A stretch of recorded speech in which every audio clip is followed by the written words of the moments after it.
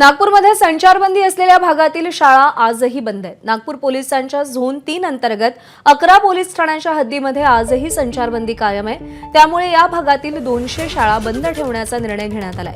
प्रतिनिधींनी आढावा घेतलाय, पाहूया। नागपूर शहरातील 11 पोलीस ठाणे हद्दीतील संवेदनशील भागामध्ये संचारबंदी लागू आहे। इतकंच नाही तर महाल, भारदारपुरा, हंसापुरी, इतवारी या भागामध्ये देखील मोठ्या प्रमाणामध्ये संचारबंदी असल्याचं आपल्याला पाहायला मिळत आहे।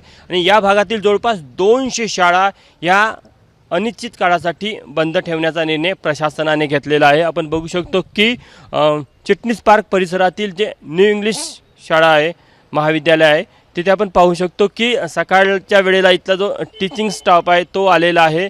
मात्र प्रशासनाचे जे आदेश आहे त्यानुसार ही शाळा आज देखील बंद राहणार आहे। आणि जे विद्यार्थी इथे शाळेमध्ये येतात ते देखील आपल्याला पाहायला मिळत आहे की त्यांना देखील परत पाठवलं जात आहे। शाळा बंद ठेवायला सांगितली आहे, त्याप्रमाणे आम्ही नियमाप्रमाणे शाळा बंद आहेत। पण जे विद्यार्थी किंवा पालक मेसेज बघत नाही किंवा ज्यांना माहिती नाही आहे त्यांच्यासाठी आम्ही इकडे शिक्षक वर्ग आलेलो आहेत, त्यांना व्यवस्थित सुरक्षित वापस पाठवण्यासाठी। शासनाचा काय आदेश आहे, कधीपर्यंत बंद ठेवायची शाळा? सध्या तरी 3 दिवस, अजून आम्हाला 2 दिवसाचं आलंय। जसं जसं येईल त्याप्रमाणे आम्ही त्या आदेशाचं पालन करूया।